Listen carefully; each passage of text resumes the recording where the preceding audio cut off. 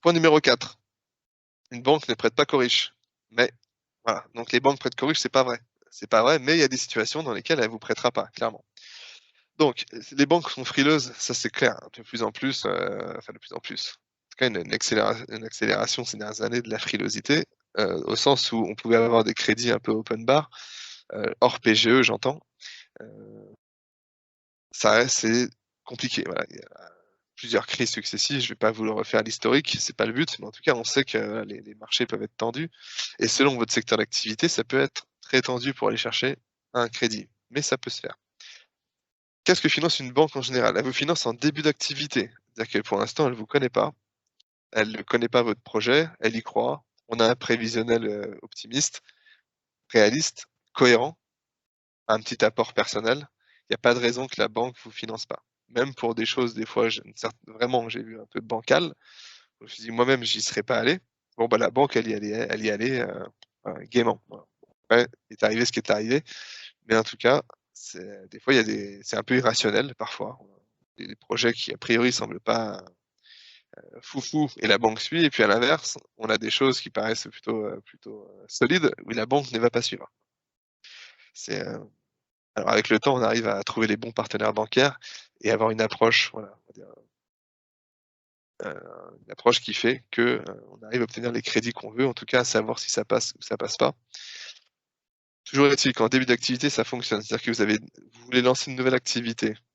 Vous avez une boîte aujourd'hui qui fonctionne moyen, vous avez une super idée, vous avez tout intérêt à créer une autre branche. Pourquoi? Parce qu'en créant une autre société, une autre structure juridique, vous revenez en tout cas en néo-entrepreneur, créateur d'entreprise et vous avez des crédits bancaires qui vous sont, accordés, qui ne le seraient pas si on faisait, la même opération sur la même structure. Voilà. Elle finance également quand on est caution en perso, c'est-à-dire qu'on vous prête, OK, mais par contre vous vous engagez un minimum. Alors pas sur la totalité du crédit qui est accordé, mais au moins sur une grosse fraction. Ça montre aussi votre volonté, enfin, de réussir et ça montre que vous croyez à votre projet, voilà. La banque ne doit pas être la seule à prendre un risque et ça fonctionne aussi généralement, ce que je disais tout à l'heure, hein, sur la partie des investissements réels sur lesquels elle peut se garantir. Lorsque vous achetez du matériel, lorsque vous achetez un fonds de commerce, lorsque vous rachetez une entreprise, la banque a des garanties malgré tout.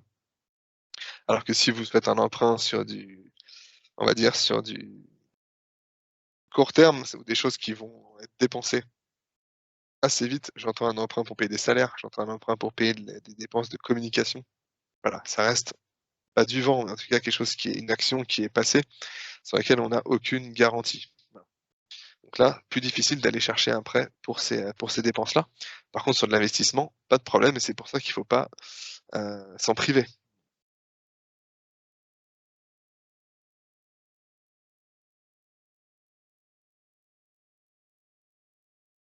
À l'heure en même temps que je vous parle, parce que le temps passe, on arrive au numéro 5. Il n'y a pas que la banque qui prête.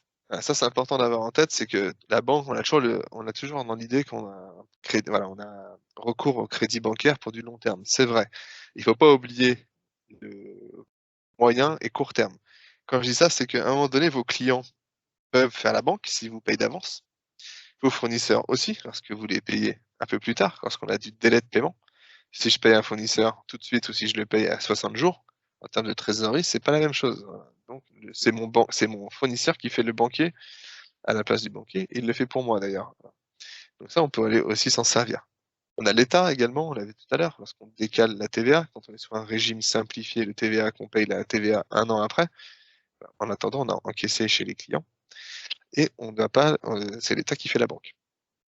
Les subventions, voilà, aujourd'hui on a des aides pour, des investissements pour quelques investissements. On a des aides quand on a recours à un contrat d'apprentissage ou quand on embauche un jeune de moins de 25 ans. Bah, tout ça, c'est pareil, faut aller chercher les aides qui sont liées, donc ces subventions-là et les crédits d'impôt évidemment qui peuvent aider largement à vous financer sur des crédits impôt recherche, sur des crédits d'impôt innovation, sur le statut, voilà, jeune entreprise innovante, enfin sur pas mal de choses. Il y a pas J'ai pas fait la liste ici, c'était pas le but, mais c'est de dire qu'on peut aller trouver d'autres sources de financement.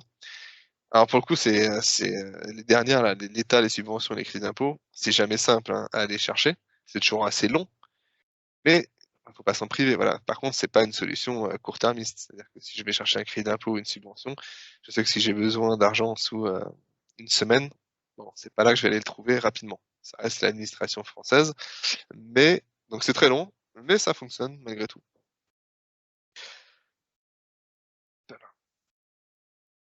Alors, le BFR, j'y viens parce que là, on commence à parler de financement court terme et donc c'est important d'avoir ce délai. Donc là, je vous ai fait un petit schéma, pas très net d'ailleurs, mais qui vous permet de comprendre le mécanisme du BFR. Le BFR, donc le besoin en fonds de roulement, qu'est-ce que c'est? C'est valoriser la trésorerie nécessaire dans le cycle de production, voilà, dans mon organisation en termes d'entreprise, cycle de production, de combien j'ai besoin pour aller chercher 1 € de chiffre d'affaires, 100 € ou 1 000 €, hein, le raisonnement est le même, de combien on a besoin finalement, combien on a besoin d'avancer. Donc je vous ai fait et je vous ai montré ici, enfin, le cas d'un commerce. E-commerce, commerce, peu importe, on s'en fiche. On va dire un commerce ou même pour une prestation de service, ça peut marcher, mais heu, légèrement moins. Voilà, mais admettons pour une entreprise qui vend des biens. Le début de ma frise, donc on est sur une ligne de temps ici, commence par acheter des marchandises.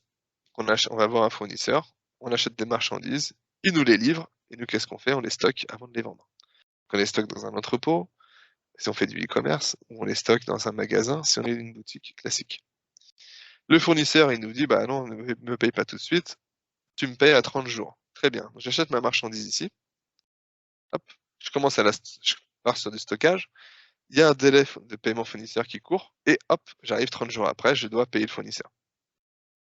Mon stockage continue, j'ai un client qui arrive. Alors si je suis dans une boutique physique, on va dire, si je suis en B2C, physique ou pas physique d'ailleurs, le client paye tout de suite. Donc j'ai ma vente client qui intervient et au même moment, j'ai mon encaissement client.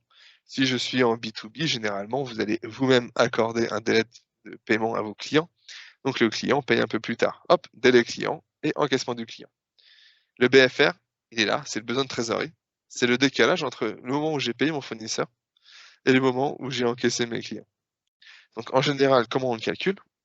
On dit toujours on le calcule en jours de chiffre d'affaires. C'est quel est mon délai de paiement client? Je sais pas, admettons 45 jours. Quel est mon délai de stockage moyen? C'est-à-dire qu'en moyenne, quand vous achetez des marchandises et que vous allez les revendre, bah, combien de temps elles restent en moyenne, hein, dans la boutique? Moins le délai de paiement fournisseur moyen. Vous pouvez avoir plein de fournisseurs. On va faire en